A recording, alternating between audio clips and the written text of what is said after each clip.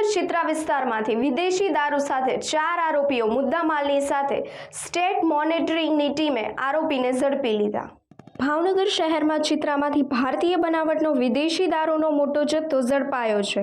પોલીસે ₹70,194ના મુદ્દામાલ સાથે મનીષ હિંમતભાઈ ઢાપા, કાંતિભાઈ મથુરભાઈ રૈયા, વિક્રમ હરિભાઈ મકવાણા અને અજય ઉર્ફે લાલો પ્રવીણભાઈ વેગડને ઝડપી લીધા।